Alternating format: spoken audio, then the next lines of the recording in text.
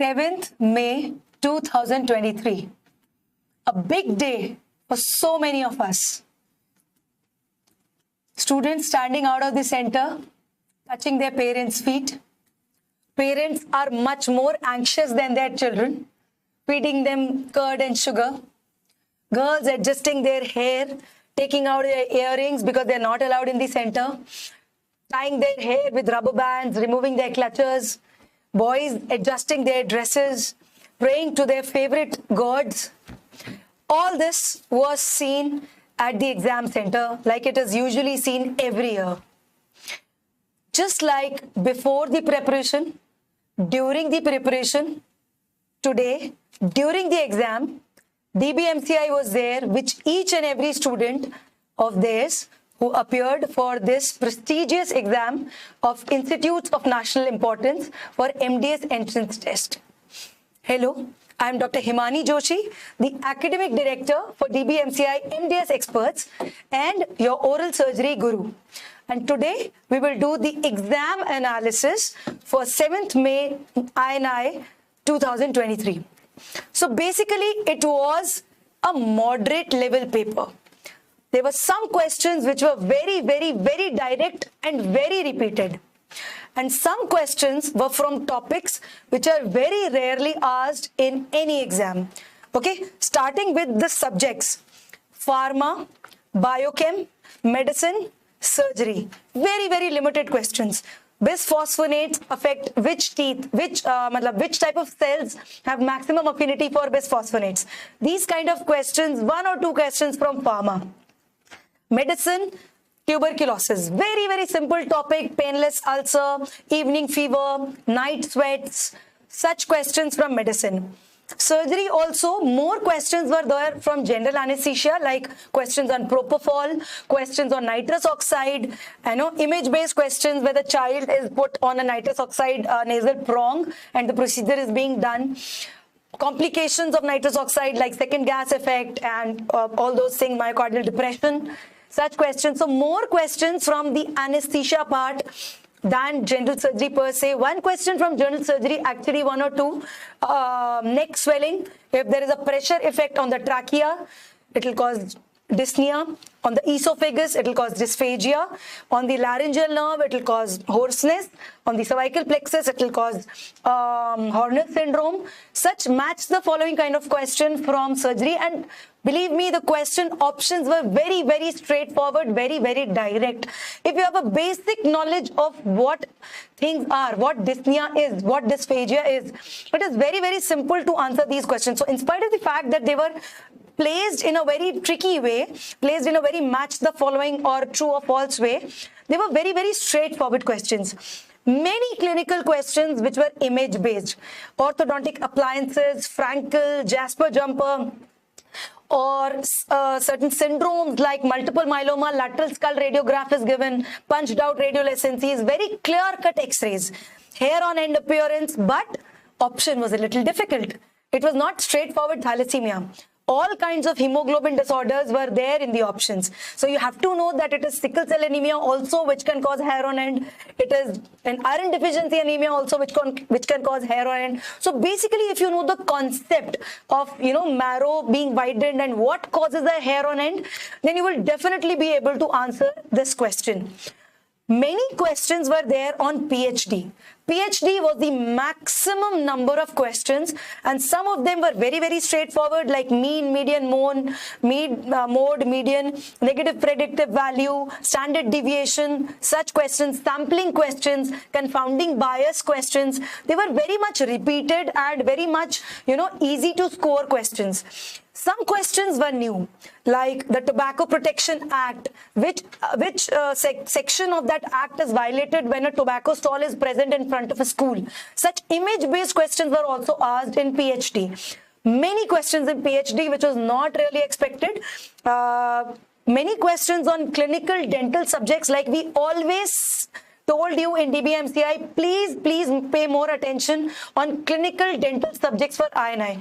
Even before exam, we have told this multiple times in the mentorship session, in various sessions when students ask me, ma'am, which is the most important subject? We were not expecting PhD, but yes, definitely the clinical dental subjects, very important. Lot of questions on oral surgery, pedo, perio, ortho, a few on prostho, some on dental anatomy, dental histology, very few on dental materials. So many image-based questions also. Okay, anatomy, very straightforward questions. Facial nerve, tongue innervation, maxillary articulation, maxilla articulates with frontal bone, zygoma, palatal bone and temporal bone. So you have to answer all except temporal bone. So that's straightforward option. Carotid, common carotid artery bifurcates at what level? So these are multiple times repeated questions and very scoring. If you have made silly mistakes in these questions, believe me, it's very difficult to be in the race. So many repeated questions from the Bhatia's INI mock test series. Okay, whip home study. Gingival proliferation of which kind of leukemia? Standard deviation, caries vaccine, KRI paste, negative predictive value, supragingival and subgingival calculus, which is the most important crystal, WHO probe, neighbors probe. These are not just repeat once, these are multiple repeat questions that should not have been done wrong by anybody who is actually running for the race of a good rank in INI-CET. One question on forensic was also there, bite related, that bite identification is done based on intercanine width, maxillary teeth width, depth of bite, location of bite, such kind of question was also there. Physiology, certain straightforward questions like warfarin affects the prothrombin time or APTT or BT or CT. And prothrombin has effect, heparin has effect on conversion of PT to prothrombin to thrombin or fibrinogen to fibrin or PTC to PTA, these kind of questions. And one difficult question on physiology was on the auditory pathway. A full auditory pathway of 8 to 9 locations, nuclei, auditory cortex, inferior colliculus.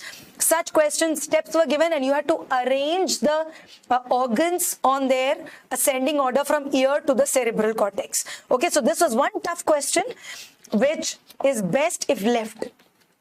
Biochemistry, very straightforward. Vitamin A toxicity causes defect in lysosomes.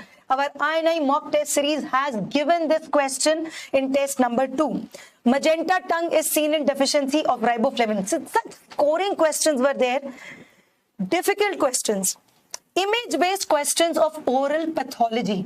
3 image-based questions in oral pathology where histopath slide is given. But if you read the question properly, if you just have a gross understanding of, the slides, you should be able to mark. In one of the questions, the submandibular abscess is drained and that is shown in the histopath, and probably they are asking for actinomycosis or gram-negative, gram-positive bacteria. Another image, histopath image was of a cyst, odontogenic cyst, and you had to identify whether it is dentigerous or it is OKC or is it a glandular odontogenic cyst. And third image was of a 65-year-old male who has a tumor in the parotid region. Now this, friends, is also a repeat question. Warthin's tumor has been asked multiple times before. Only thing in this time, question did not have the word smoker. Okay, so the options were mucoepidermoid carcinoma, Warthin's tumor, squamous cell carcinoma, and a little knowledge of histology, which comes with proper training with a good oral pathology teacher, will give you way to answering such questions. Oral surgery, some questions were very easy, like the crossbar elevator principle was asked, a Ronger forceps was asked, and the options were sequestrectomy, arthrectomy, osteotomy. Mind you, osteotomy can never be done with a Ronger forceps. Ostectomy can be done, but osteotomy, that is putting a cut in the bone with a Ronger forceps, no. The answer is sequestrectomy. Okay, so such questions were there.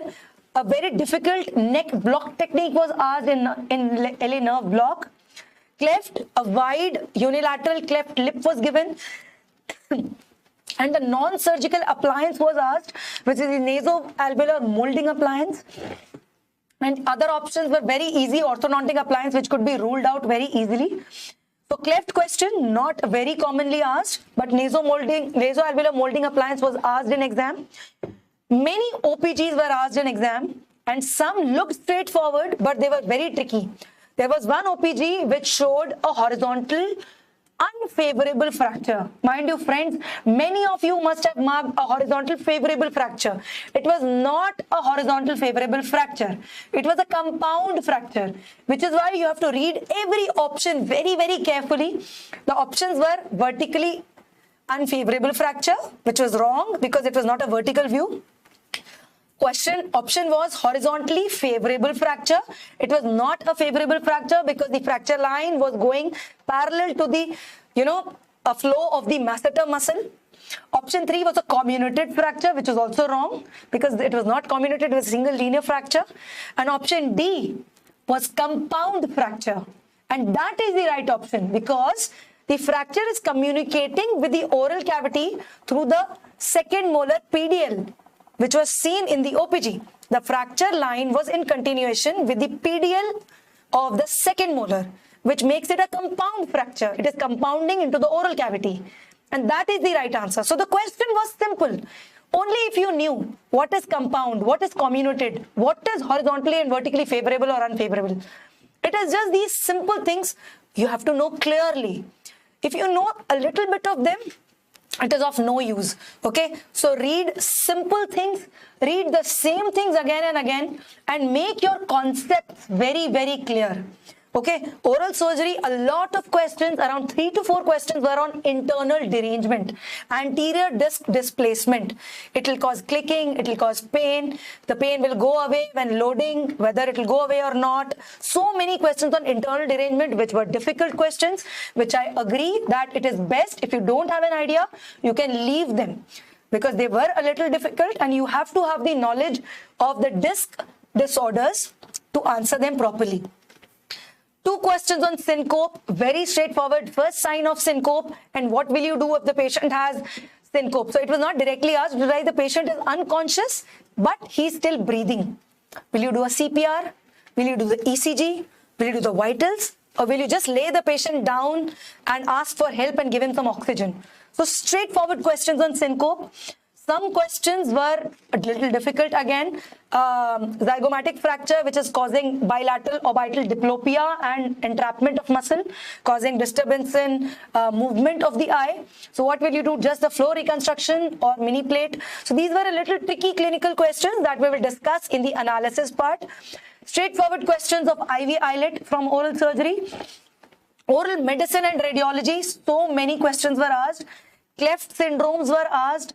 Nevoid basal cell carcinoma syndrome, Papillon-Lefebvre syndrome, skull radiographs with multiple myeloma and thalassemias. Hemangioma was asked, that is most common non-odontogenic tumor of the child, which suddenly grows and then involutes in itself. The confusing option was congenital epulis of newborn. Anesthesia, like I said, 2 questions, propofol and nitrous oxide daycare anesthesia. There were many new questions on periodontics also, okay? The adverse pregnancy outcome. It was a assertion reasoning kind of 2-statement question on adverse pregnancy outcomes that are related to gingivitis and periodontitis. So that will be discussed by our perio faculty in detail in the exam analysis coming up. Questions on ANAG, questions on stomatitis, questions on HIV. Most common oral lesion in HIV is candidiasis. Most common HIV-related gingival lesion, the linear gingival erythema and all those sort of questions.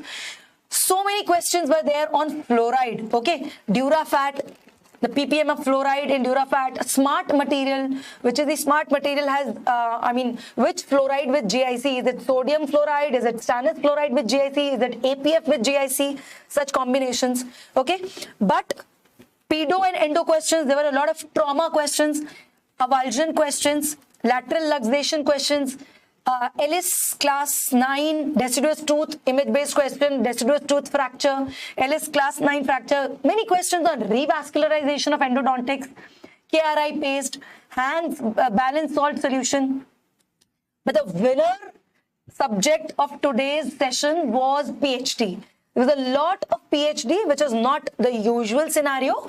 but all relevant questions. There were no questions from, ancestral times. Yes, there was one question on Bohr committee or Chadda committee, Mukherjee committee, which asked which committee has given these 3 landmark decisions that no patent on pharma products and government should invest 15% on drugs. Such landmark decisions was given by which committee, and the year of the committee was asked. So such questions were also there in PhD, but most of the questions were recent relevant questions. And believe me, students, it was all in all a clinical paper. A facts paper 40%, a clinical paper 60%. Okay, many image-based questions, I think orthodontic appliances, 3 questions on crossbite, anterior crossbite, single tooth crossbite, complete crossbite, will you do a scaling, will you do a control of bleeding, or will you do correction of malocclusion? Such questions on crossbite, retention-related questions on crossbite, orthognathic surgery, destruction, osteogenesis, which principle is used, Elizaro's principle, and such clinical questions. So if you are attending your wards in college, if you are keeping your eyes and ears open, if you're asking your residents what is going on, usually you should be able to answer the questions. Image-based questions were also on things like rubber dam. A rubber dam clamp was asked, and whether it is winged or non-winged, whether it has a bow or not. And vital pulse therapy, which is the most best method for isolation? Is it rubber dam? Is it cotton roll? Is it suction? So such clinical questions were the highlight of today's exam. And believe me, students, except for some pathomicro questions based on, and even observant questions on patho, C3A, C3B, C5A, C5B, they were direct questions. Okay, odontogenic tumor of mesenchymal origin, fibroma, myxoma, cementoblastoma. They are direct questions, and they are simple questions that are taught to us in the 3rd years, in the 4th years, and most of the questions were clinical, but they were clear-cut, easy questions. Except for a few which were difficult, most of the questions were clinical, and they were simple concept-based questions. Okay, so the lesson that we learn from the INI exam today is, those who have done their repeat questions correct, mind you, there were almost around 60% questions where the topic or the questions completely were repeated from the previous NEET and INI exam. No questions were asked from SR papers, because now it is INI, it is not just AIIMS. The questions probably are coming from everywhere, and it is not just AIIMS SR questions that are directly being lifted. No SR question was asked, although SR level questions were there. There were questions from destruction, questions from orthognathic, questions from internal derangement, but they were not SR level questions. The topics were difficult, but the questions were simple. So read simple things, read limited syllabus, but revise it again and again and again. You will remember that a crossbar elevator has wheel and axle principle, but you might mark a ronger wrong, whether it is a maxillary root extraction forceps, or whether it is done for corticotomy or osteotomy or sequestrectomy. So their questions were simple, but options and the type of framework was AIIMS level, was INI level. So those who have done the repeat questions correct, they have a very good chance of having selection in INI. Only repeat questions correct and leave the most difficult questions. Questions on internal derangement, certain questions on PhD, certain long questions. Diabetes mellitus, type 1 diabetes mellitus, a urine test tube is given. Whether it is Benedict's test, whether it is a ketone body test, whether it is showing bile. These are a little difficult tests, because in spite of the fact that you know that there is DKA in type 1 diabetes, there is ketonuria, you might not be able to identify the test that is shown in the test tube. It is a slightly difficult question. So it is best if you have made a calculated risk and you have not done unnecessary markings. If you have done more correct and less wrong, you have a very good chance of selection in INI. Mind you, students, there were 1 or 2 questions which were wrong in the exam. In one question, the question framework was wrong, that the difference between this and this is odds ratio, attributable risk, this risk and that risk, and this and this was same. Okay, the exact questions will come to you, come in front of you by tomorrow when we do the analysis, but 2 questions were wrong, like the mesodense question. It was a little funny to have that question. because the image was there of two central incisors and a mesiodens, and the options had mesiodens and supernumerary tooth between central incisors. So what is probably they are wanting to ask is the correct nomenclature. So mesiodens is probably the right answer, but it was a little funny to have such kind of a question in exam. And apart from that question, there were two incorrect options which might be cancelled in the checking time. Okay, so it is best if you leave such questions in exam and not attempt the wrong questions which you feel the language is wrong, or the framework is wrong, or the options are repeated. It is always best to leave such questions rather than do a negative marking. All right, so surgery first approach, child crying, compensatory cry of a child, and cell-free zone of wheel, and point which can be marked very clearly on the lateral cephalogram, whether it is nasion or condylion or gonion. Simplest measure of variation, according to American Academy of Pedodontics, which is not a type of pulpitis in a primary tooth. Image-based questions, tobacco pouch keratosis, nitrous oxide effect, supragingival calculus, subgingival calculus, Gary's osteomyelitis, hemidesmosomes, Helsinki declaration, Scammonn's growth curve, heparin prevents conversion of which to which, frequency of electrosurgery. These are slightly difficult questions. Lancefield classification of beta hemolytic streptococci, TNM classification of skin melanoma, image-based question, direct question on natal teeth, questions on exposed to unexposed ratio, that is attributable risk, CCA divides at what level, IV eyelet, lip hypotonicity or hypertonicity in class 2 div 1. So these were the kind of questions. I think 90% of the questions most of you would have recognized. Most of you would have known, okay, I know this topic. I've read this question somewhere. 90% questions were like that. Only 10% questions were not heard of before, not read before. Okay, mainly in PhD or oral surgery, or even implant question was simple abutment was asked. Okay, so most of the questions, around 90% questions, space and loop, band and loop space maintainer, 2 questions. So most of these questions you have read, you have heard, you have understood the topic. It is just that extra revision, just those 2 or 3 extra readings that you need to, remember the exact answer in the exam, whether Dura fat is 22500 ppm or 22800 ppm. That confusion will not happen only if you do revisions. And my friends, like I always say, the key to selection in INI is the repeat questions only. You have to know the concept of all the repeat topics that are asked in the previous 5 INIs. Do the repeat questions best, and you will be there in one of the INIs, in the branch of your choice, in the subject, in the college of your choice. All right. So this is me signing off for the exam analysis of INI-CET.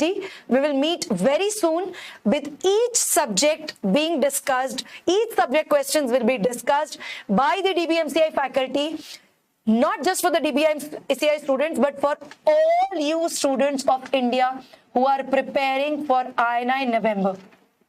DBMCI is the first, MDS Experts is the foremost academy that is giving you an immediate exam analysis from the center, from the studio, and we will be the ones who are giving you a detailed question by question discussion of every question that was asked in the exam, and each subject super guru, not anybody, it is the subject super guru who himself or herself will discuss each and every option, each and every question with you.